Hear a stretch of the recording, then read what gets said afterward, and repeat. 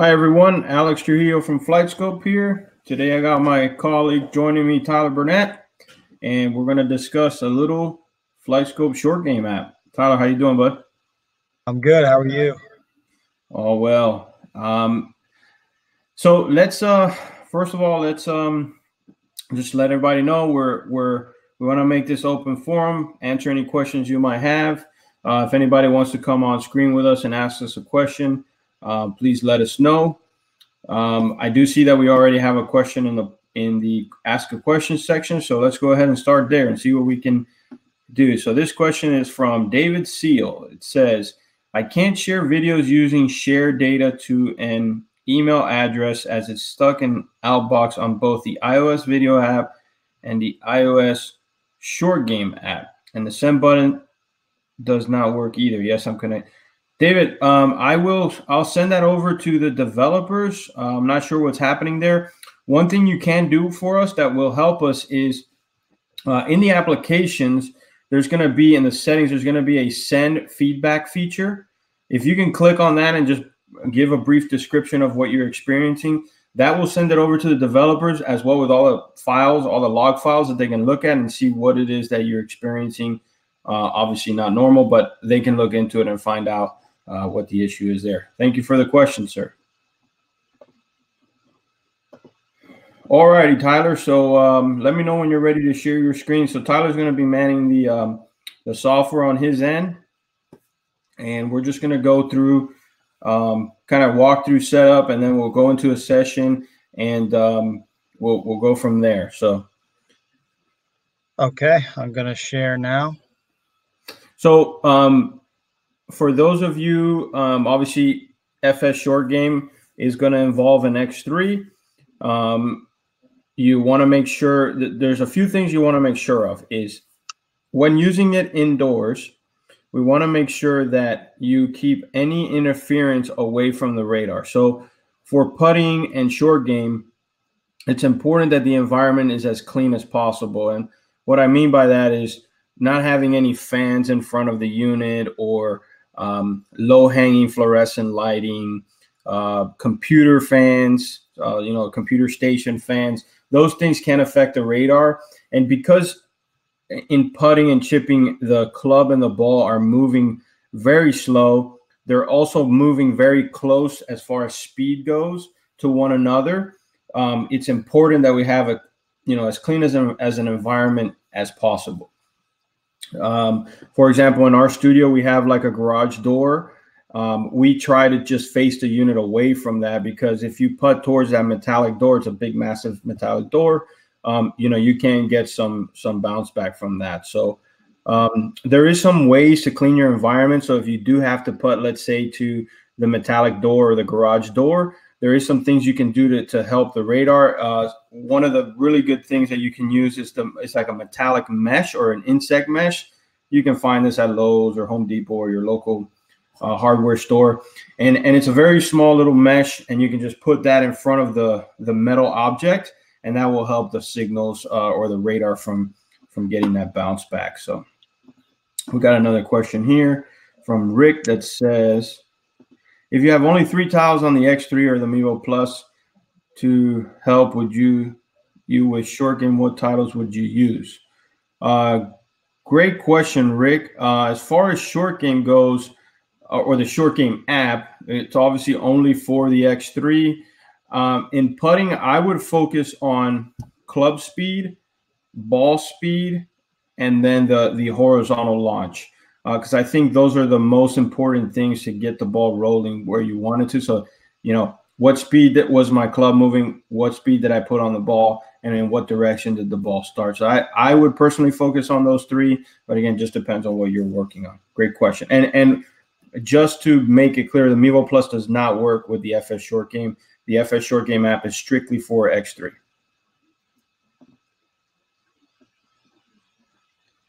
Question from Edward. It says, could you please go over ideal miss range, front, back, and landing area forward? Edward, I'm not sure I understand your question, but if your question's in reference to like the setup for short game and the X3, you want to make sure that you're using the short game app. that you are 5 feet center to tee. So that's from the radar to the ball. You want to be 5 feet. And then you want to have at least, I would say at least 7 to 10 feet of putting distance. So we can see that roll with the X3. If that's not the answer to your question, let me know and I'll try to figure. Oh, he says it's in the settings. I'll get to the settings and we'll cover that. So Tyler, you ready to go? I'm ready. Okay, I'll share now. Alrighty, so let's look at this short game map here. Now, because we are in a remote setting, we can't have connection to the unit and the internet at the same time. So we're not actually connected to an X3, but I'm going to try to take you through the settings, even though you're going to see it grayed out, and answer some of your questions. Yeah, just click on available. It should still, okay, there we go. So here in the settings, you're going to have your chipping sensor mode. That's if you're going to chip indoors or outdoors. You have your surface type, soft, medium, or hard. You have your stimp distance. So stimp distance is important. If you know what your stimp distance is, you should enter it. It's just going to make the data that much better. For example, I know that like in our studio, our mat is anywhere from, I think it's between 12 to 13 degrees of stimp. It also depends on what stimp device you're using and what number you get. I know like if you use the regular old-fashioned stimp meter that, like for example, that the tours use, you might get a different stimp meter than if you were to use, for example, a perfect putter. Because I think with the perfect putter, the ball rolls nicely onto the green, so there's no bounce. On a stimp meter with, the old stimp meter with the wood, that ball, when it kind of hits the ground and it bounces and it creates what I believe to be a shorter stimp distance. So, but just try to, get it close and average it out. And maybe that's something we can talk about, is actually how to stimp a green. Tee surface height. So this is if you're going to have, this would be more for the chipping side of things. If you're going to have a ground level difference between the radar and the golf ball, like for example, if the radar is on the ground and you're hitting off of a mat. If you're putting, we recommend that the radar and the ball are on the same level. There shouldn't be any height difference there, because it's going to obviously make it very hard for the radar to see what's happening to the ball in front of that mat. Tyler, can you go to the video side? So in video settings, this is where you can select your cameras. So you can have the camera from the device, you can have the radar camera, and then you can also use multicam. You have your focus band settings for those of you who have focus band. You have your body track settings for those of you who have body track. And then, Tyler, if you can go into general. Okay, in general, this is where you're going to have your measurement units. You're also going to have, okay, so this is where, let me just answer Edward. This is where you have your settings. So in your settings, you have ideal miss range, front and back. So let's say, for example, that I set my hole distance to 10 feet. And you want to put in, okay, what is the ideal distance? If I were to miss this putt, what's my ideal miss range in front of the hole and behind the hole? From my opinion or my personal experience with tour players, you obviously don't want to have a miss range that's short of the hole, because if it doesn't get to the hole, your chances of making it are 0. But for example, with some players that I've worked with, they like to hit it, or they like to have a pace that if they missed a putt, it's at least 18 inches past the hole, 18 to 24 inches past the hole. So basically, if they missed a putt, they have a 1.5 footer coming back.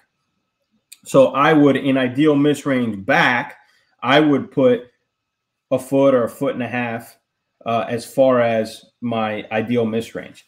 The landing area forward and back, that's for if you're in a chipping session and you select the area that you want to chip it to, what would be your ideal miss range forward and back of that target set. So I hope that answers your question there, Edward.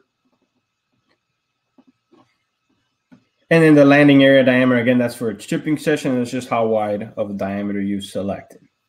Recording modes, you have the continuous and single. Continuous just basically means that you're going to continue putting or chipping, and then at the end you're going to review everything. Single means that after every trigger, it's going to take you to the review so you can see what you have just accomplished.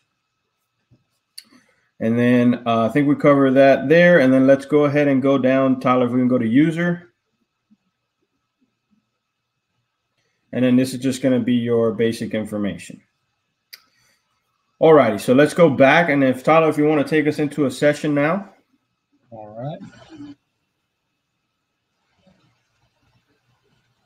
Cool. So this is inside the actual application. Once we start a session, it's going to have a very same look and feel like the FS Video app for those of you that are using that in your full swing game. So left side of the screen, we have our trajectory.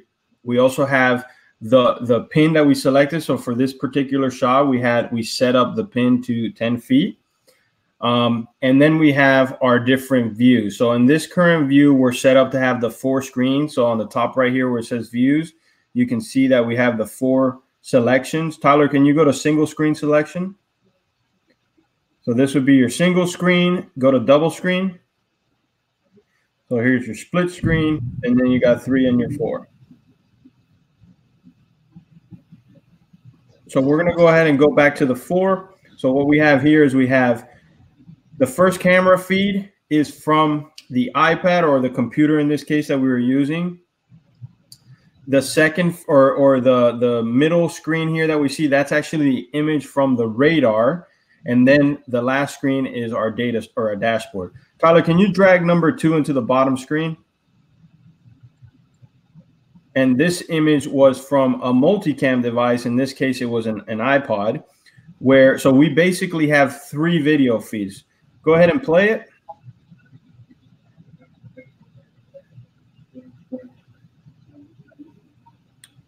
So there you go. And then go ahead and on the bottom screen, let's drop that dashboard back in there.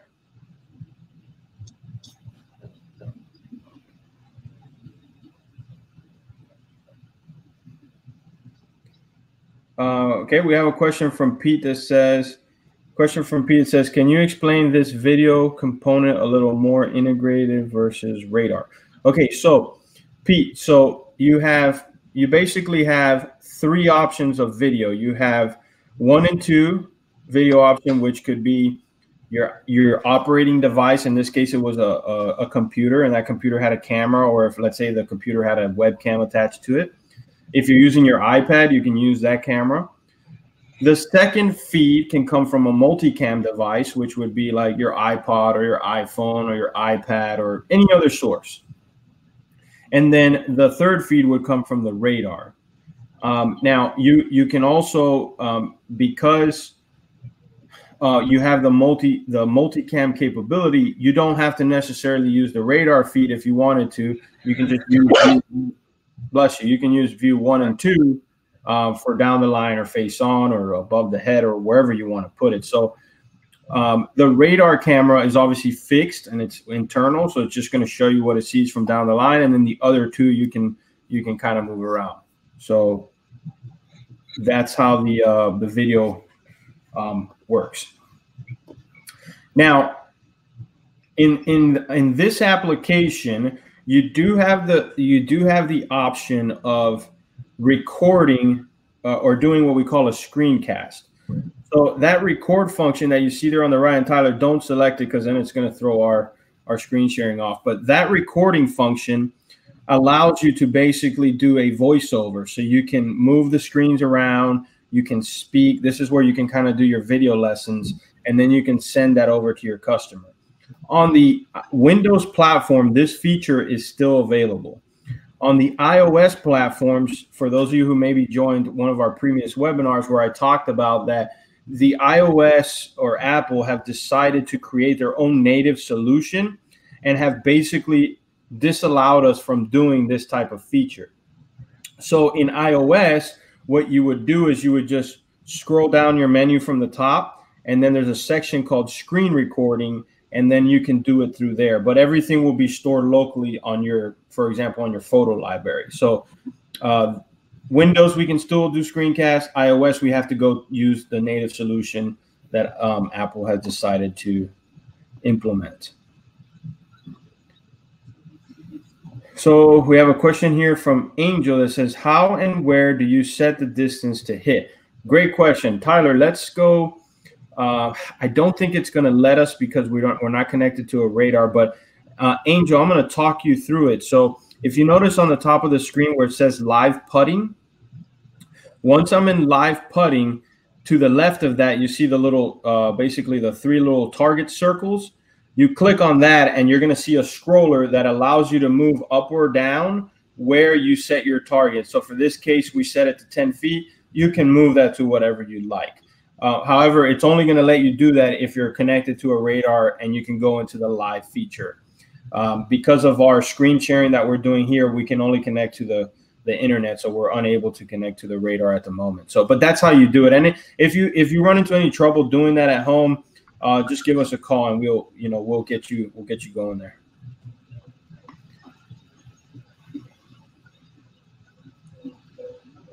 Question from Edward. It says, in the iPad version, under the setting, the general tab, the ideal miss range front and back, landing area forward, and the preview button defaults back to 16.5 after you select another tab option such as radar or video.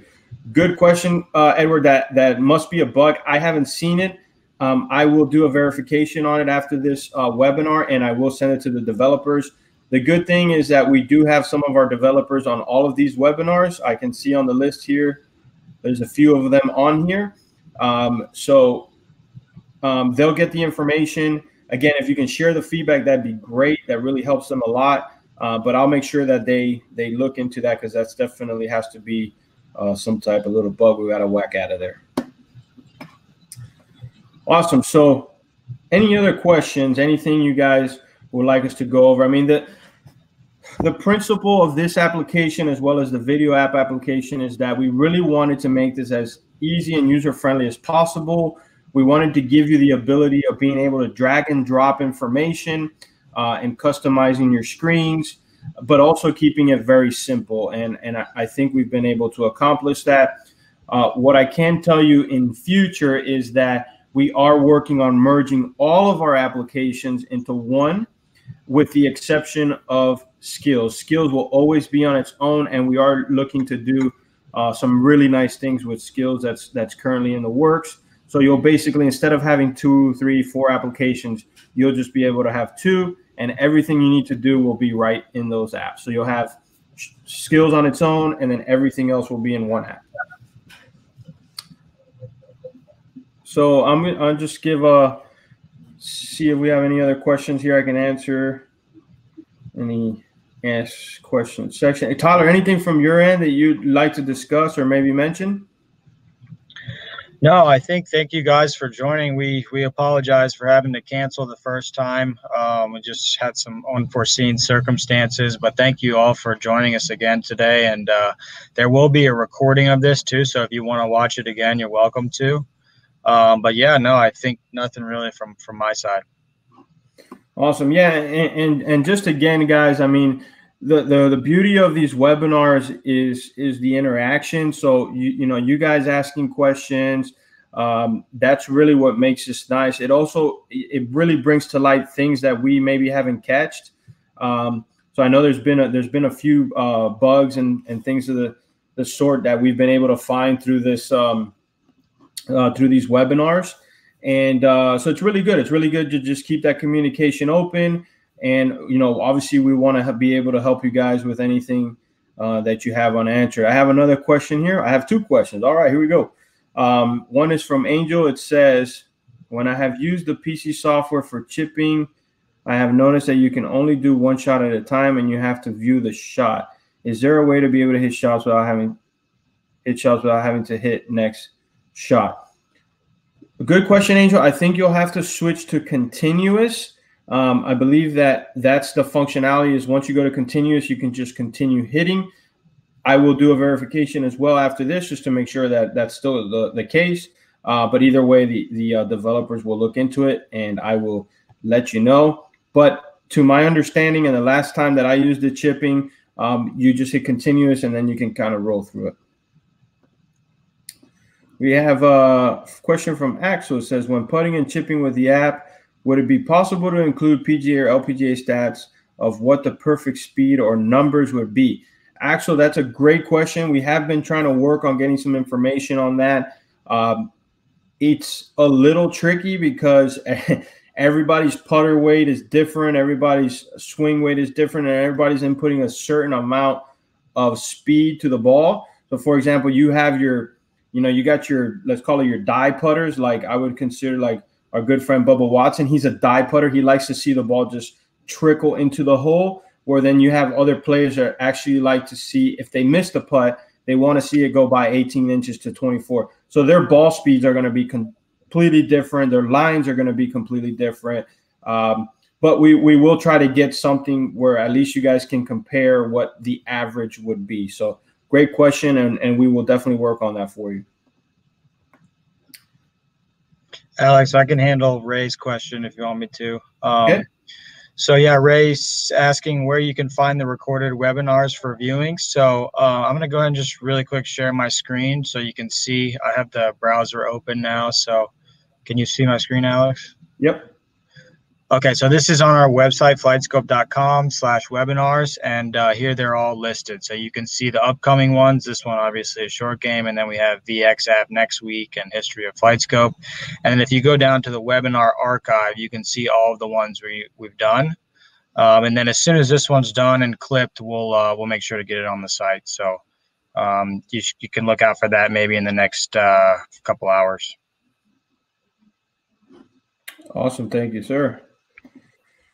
Okay, question from Pete. When do you think the combined apps will happen? Pete, I don't have a date. I know that it is being worked on. We do have to combine a few of them, but we are working on it very hard. We're going to continue to, update and give you some bug fixes and stuff on the current ones. We're not going to stop supporting those. And then as soon as we have everything into one, it'll be on the store. I know that it is actively being worked on. I just don't have a finished date on that. And, the current situation and with this whole thing that we're going through in the globe has put a little bit of a delay on those things, but we're fairly good on track with getting this done.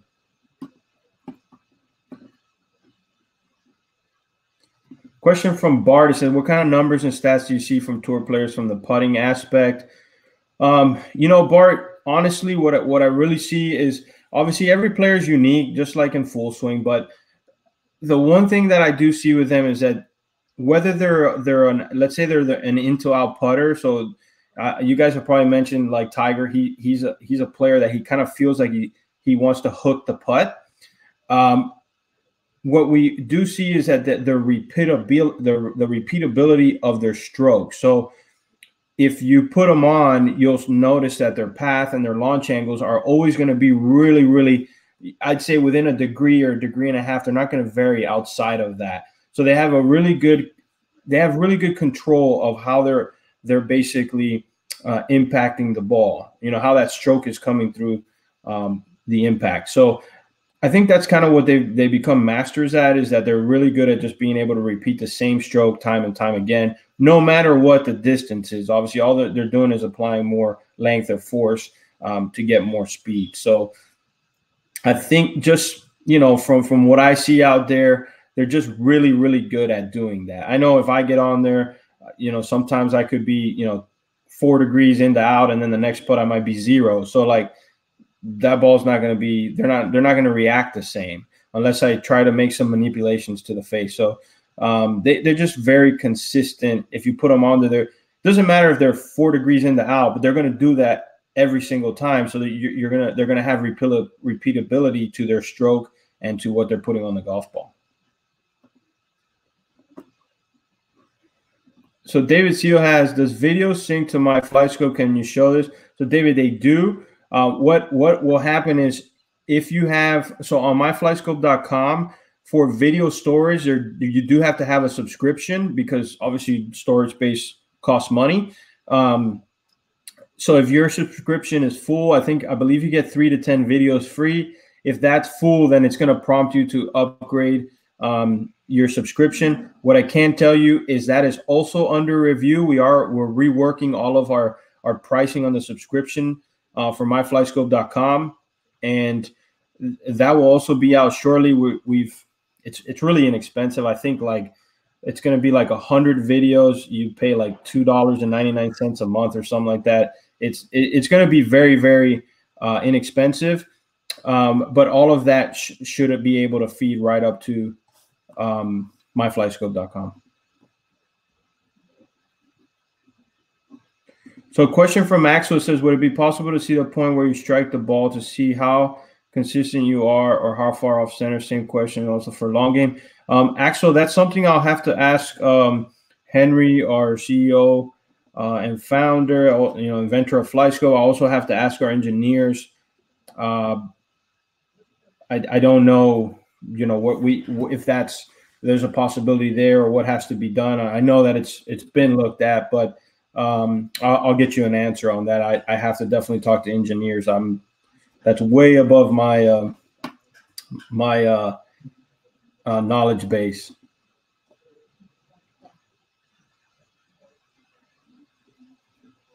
All righty. So again, thank you guys so very, very much for your interaction. We really appreciate it. We're really trying to keep the communication line open with all our customers.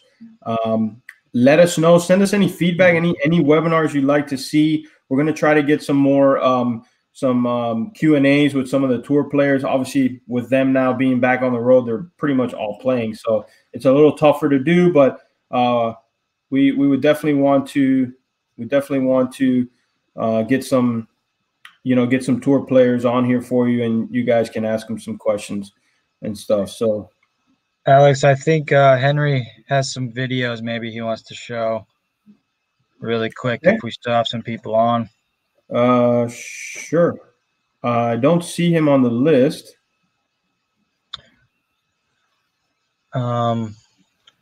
Yeah.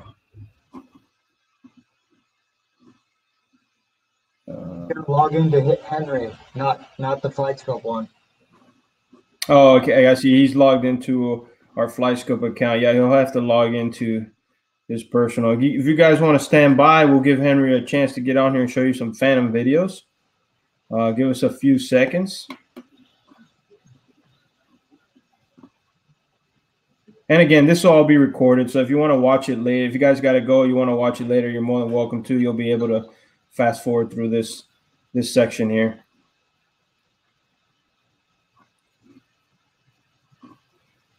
Yeah, and Tyler, if you can just ask him what his screen name is, I'll get him up on the chat.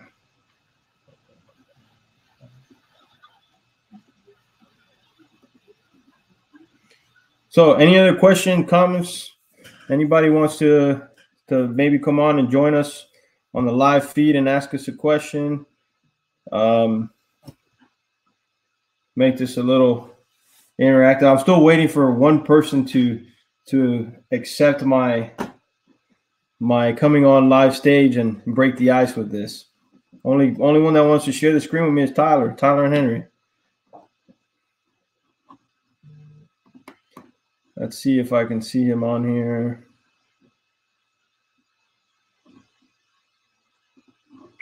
See a lot of our people from South Africa on here.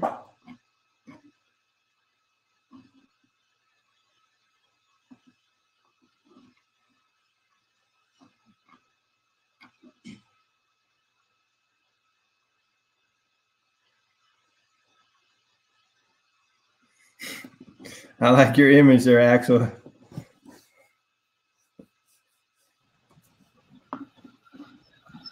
So yeah, not letting him in, Alex. Daniel's gonna try one more thing, and then we can. Okay. He's gonna try to log in. If not, what we can do is, Tyler, what we maybe can do is when we share the replay to our website, maybe we can add a link to the video. And we'll just post it on our website, and then people can go and watch it there. But we'll give him another few seconds, see if he can get on. If not, we'll do that. We'll share it that way. And that way it's also on the website, so anybody can watch it if they'd like. All right. That's funny. Good stuff there. We're sitting here in our pajamas and underwear. No one somebody wants to do that. That's funny. Yeah, do you guys know the gentleman from ESPN? God, what's his name? Michael Collins. So I always see him on tour, and he's like doing interviews. He's in front of the camera, especially in the majors. And so he'll be wearing like, you walk up to him and you're like, what's this guy doing? He's wearing a suit on top. You know, he's wearing a nice shirt, tie, suit, and then he's wearing golf shorts and flip-flops on the bottom, but the camera never sees that. So that's how everybody is right now. I hope Tyler's got pants on, though, because he's in the office.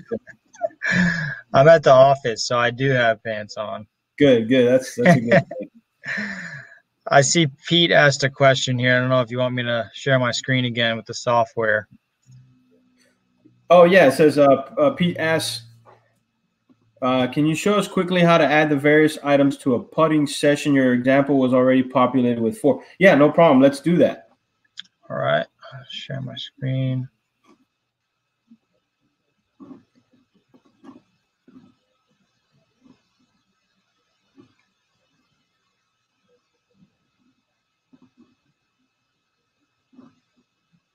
Okay. Yeah, Tyler. So go ahead and open up a session. So, okay, so what you see here is, so we're already in a 4-screen menu. So you're seeing everything that's been, added to your, but all you're going to do, Tyler, maybe go to 3 screens. Okay, perfect. Now what you're going to do is you're just going to click on the, let's say we want to go video 2. So Tyler, click and hold and drag it into where you want it. So all you do is drag it into where you want to see that video. Go to maybe the trajectory screen and then drag and drop that one. And that's how you do it. Now go back to 4. So you can just drag and drop what you want. That's how you would set it up. So if you're on the single screen, you select your inputs. If you're on dual screen, you select your input. All you simply do is click the input that you want and drag it into the location that you want to see it. So I hope that answers your question there, Pete. This is in short game. I'm sorry, on the computer, in the video app or in the short game app, iOS, just do it with your finger, just drag and drop. It's real easy. So, all right, guys. Hey, thanks a lot for your time. We're gonna get that video from Henry, and we're gonna get it pushed to you guys. And just let us know if you guys have any questions. And we look forward to seeing you guys next week on our future webinars. Everybody take care of yourselves, and we'll see you next time. Thanks, everyone.